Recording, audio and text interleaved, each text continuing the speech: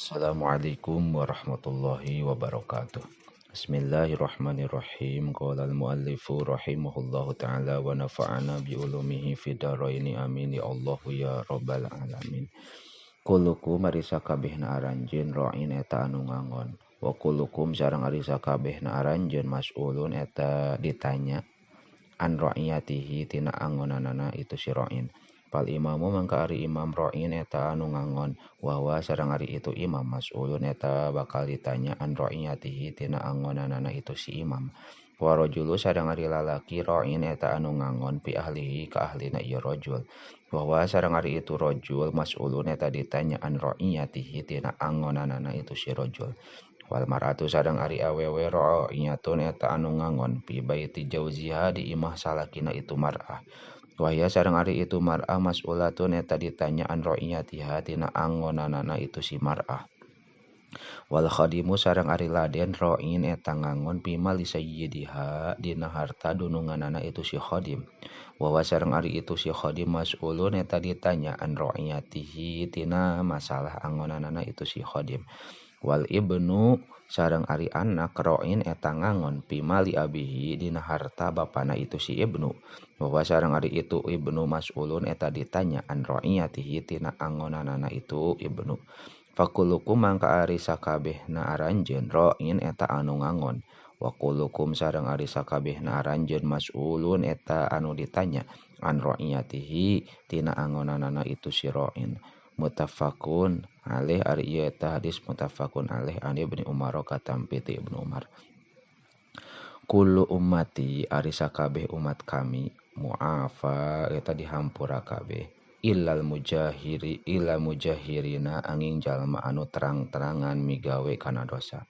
Wa innal mujaharati jeung saenyana eta tetep tina migawe dosa terang-terangan aya mala arian migawe saha arojulu hiji lalaki bilaili dina waktu peuting amalan kana pagawean tuma yusbihu tuluy isuk-isuk itu si rojul wa qad satarohu jeung nyata nutupan ka itu kana itu amal saha Allah Gusti Allah payaqulu tuluy ngucap itu si rojul ya fulanu he fulan amiltu geus migawe kuring albarihata dina waktu peuting tadi kaza kana anu wa kada sareng kana anu waqad bata jeung nyata sapeuting rojul yasturuhu eta nutupan itu rojul yasturuhu eta nutupan ka itu rojul saha robuhu pangeranana itu si rojul wa yusbihu sareng isuk-isuk ieu si rojul yakshifu eta mukakeun ieu rojul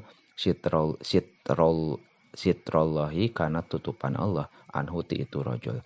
Rawahu ngariwayatkeun kana ieu hadis al Bukhari wa Imam Bukhari wa Muslimun sareng Imam Muslim. Kulu pek kadalahar aranjeun jami'an barina berjamaah wala tafarraqu sareng ulah papisah aranjeun. Fainal barokata mangka sayaktosna barokah teh ma'al jamaati eta tetep ayana dina sarta berjamaah. Rawahu ngariwayatkeun kana ieu hadis sa Ibnu Majah. Kulun muyassaratun ari sakur-sakur jalma anu dijembarkeun khuliqa eta didamel naon lahu pikeun itu kulun. Rawahu ngariwayatkeun kana ieu hadis sal Bukhari Imam Bukhari wa Muslimun sareng Imam Muslim an Imran katampi ti Sayyidina Imran.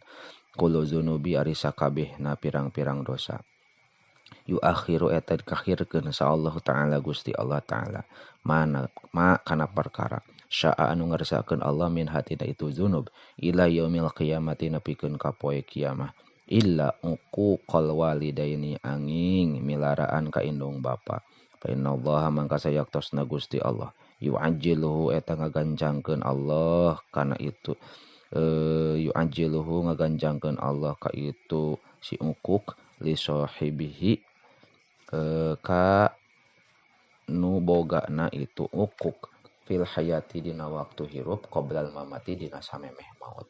Rawahu ngariwayatkeun kana ieu hadis At-Tabrani Imam Tabrani. Kilu pek naker aranjeun ta'amakum kana kadaharan aranjeun yubarak maka diberkahan sahalakum anjeun fihi dina itu ta'am. Rawahu ngariwayatkeun kana ieu hadis sa Muslimun Imam Muslim. Kun kudu aya anjeun fi dunya dina waktu dunya teh ka annaka eta kaya anjeun qaribun eta anu ngumbara au abirus sabilin atawa cara jalma anu keur ngaliwat. Wa kana sareng bukti sa Ibnu Umar yaqulu eta ngadauh ya Ibnu Umar idza saita di mana-mana pasosore anjeun palatang tazir mangka ulah nungguan anjeun as-subaha kana waktu isuk-isuk wa idza asbahta sareng di mana-mana isuk-isuk anjeun palatang tazir mangka ulah nungguan anjeun al-masaa kana waktu pasosore. Wahud sareng kudu nyokot anjeun min sihatika tina kasehatan anjeun lima rodika pikeun gering anjeun wa min hayatika sareng tina hirup anjeun limautika pikeun maut anjeun. Rawahu ngariwayatkeun kana ieu hadis sa Ibnu Umar. Kudu aya aranjeun di dunya adiyafan eta pirang-pirang semah. Watakhidu sareng kudu ngajadikeun aranjeun al-masajida kana pirang-pirang masjid buyutan kana pirang-pirang imah.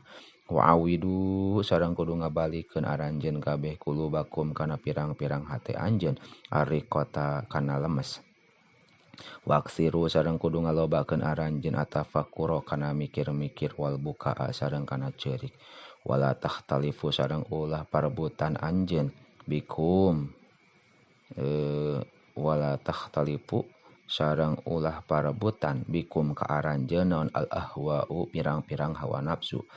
Tabenuna ngadegkeun aranjeun ma kana perkara la taskununa anu henteu nyicingan anjeun kabeh kana ma watajmauna sareng ngumpulkeun aranjeun makana perkara la takuluna anu henteu ngadahar anjeun kana emak watu amiluna sareng ngalamun aranjeun kabeh makana perkara la tadrikuna anu moal nepi anjeun kana emak.